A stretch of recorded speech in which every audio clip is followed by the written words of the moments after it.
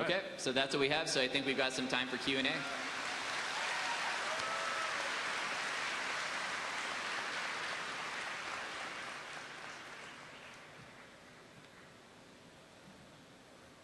Hello. Thank you very much for all the work that you do. I have one question about LFG system looting. Is there any plans to make a more stringent looting system to prevent ninja looting or people just running through and grabbing stuff when lower geared players may need it? There's a couple things you're going to see in Cataclysm that have changed. Have you played in the beta at all? No? Yeah, you're definitely going to see some changes there from what we have in Shipping WoW now. We're a little bit more stringent about which classes are able to roll on which items, specifically looking at, can they wear this piece? Is it good for their spec?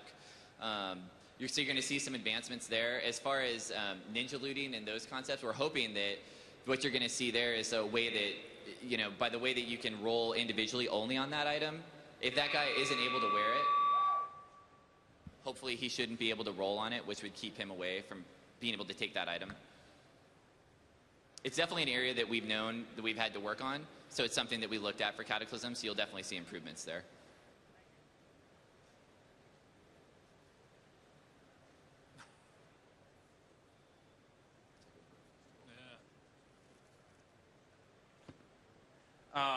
Yeah, with 10 and 25 man raids having the same loot now, what are you thinking about as far as getting them to the same difficulty level? Because like right now with 10 mans, you just have less people, so you have more room to move around and everything, and I'm just wondering what you think about balancing there. Sure. Tuning both 10 and 25 to be the same difficulty is actually, it's a real tough challenge for us. That's one of the reasons we're like in beta now. Like one of our first beta encounters, or first couple of beta encounters, we had Omnitron that was much more difficult in 10, and then we had Halphus that was much more difficult in 25. We think we can make difficult encounters for both 10 and 25. We absolutely have the tools, the mechanics. It's just a matter of really sort of delving down and seeing what are the different mechanics classes have to play with. In Cataclysm, a lot has changed, so we're having to adapt to that. But we absolutely totally think that we'll be able to make them roughly the same difficulty. There'll be some bumps and bruises along the way. Certainly, I'm sure people will think that, oh, this one's easier in 10 and this one's easier in 25. But I think overall, we'll definitely get to the point where overall it'll be the same difficulty. I think the point we're trying to make is that we know that that's an extremely high priority, and so we're watching it very closely because we know that that's a key to making the flexible raid lock system work. So it's something we're going to be working extremely hard on to make sure that we get them as close as we can. Yeah.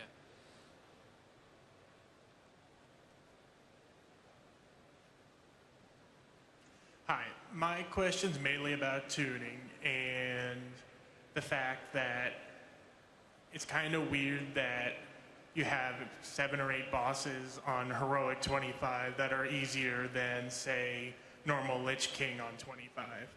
And also, what have you learned forward going, those 7 or 8 bosses that are easier, there's a huge difficulty jump between those 7 or 8, then going to Death Whisper, then going to Putricide Syndragosa, and then the massive difficulty jump going to Lich King.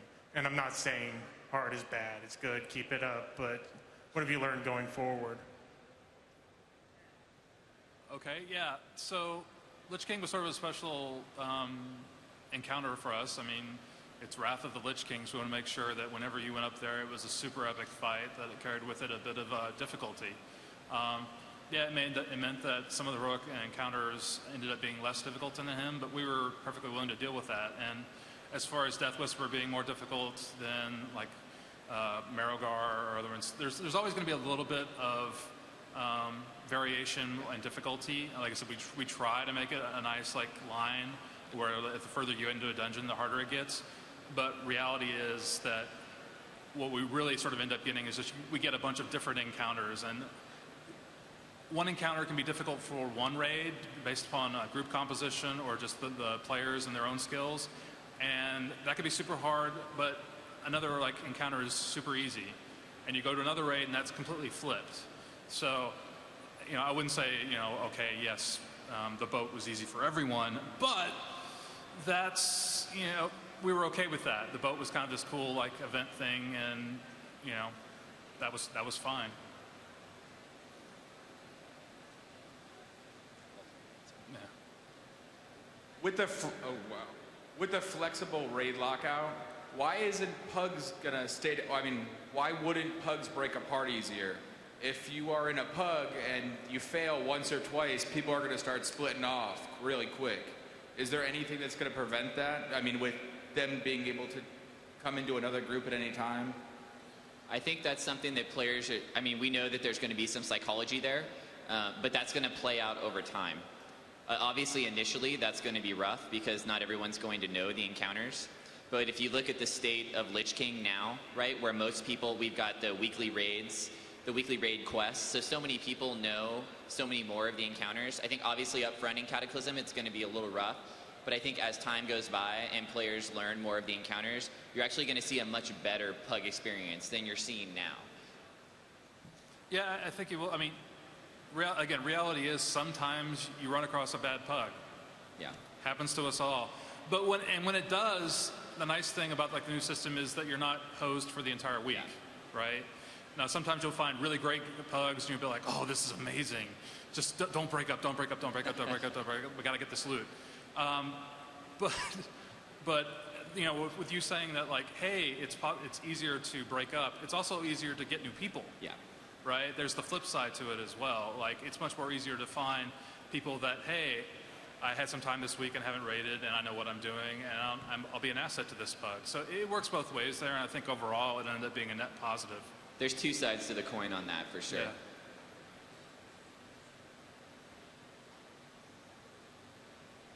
My question is about legendary weapons.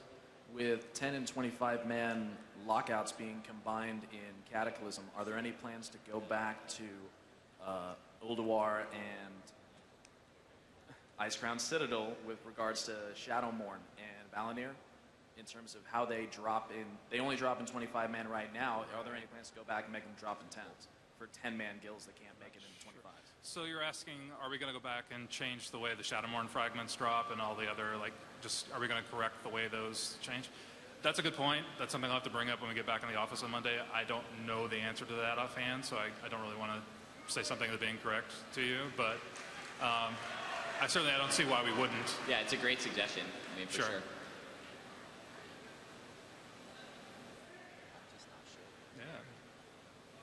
Hey, so in the Clism, are you changing BRD as well? Like when you were talking about the classic dungeons? That's like the worst example of, 50 bosses? So, right, yeah, BRD.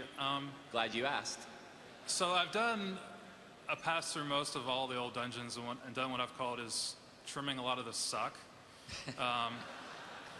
Things like 20-second sleeps and 10-second disarms and things that were just really, really obnoxious. Unfortunately, breaking up BRD is really super tricky because it's so actually tightly integrated. There's no clean places to make a break from a geometry standpoint on the art side. So what I did do is put in some teleporters. So it's similar to what you see in Ulduar, right? You beat this boss and you get access to this teleporter. Yeah, there's a teleporter at the entrance. There's a teleporter past the bar. There's a teleporter that's over in the city somewhere. I forget exactly where. You're actually going to see some of that in the Cataclysm dungeons too. There's a few teleporters. Yeah, we've added teleporters to Shadowfang. If you die in the last boss in Shadowfang, that's a horrible run. Yeah. So we added teleporters there, teleporters at Dead Mines. We actually gone through, you'll see in the next, if you haven't seen it already, you'll see in the next beta iteration that we've added to a lot of Cataclysm ones as well. Basically, and something else that we've done that we haven't really talked about is the graveyards are super close now. Yeah. We actually recently went back and said I think there's no graveyard further than 30 seconds away, I think, from any dungeon entrance. So in a lot of cases, we put the graveyard for a dungeon right outside the portal. Yeah. Right, because when we started, we're like, hey, Dead Mines is awesome now. It's really, really cool. I died. Wait, how do I get back? Yeah. Whoops. There's nothing really fun about that dead run back. No. I get lost trying to get through the micro in front of the Dead Mines portals. It's so, we're moving the graveyards, everything. We want you playing the game, doing the encounters, not running so much.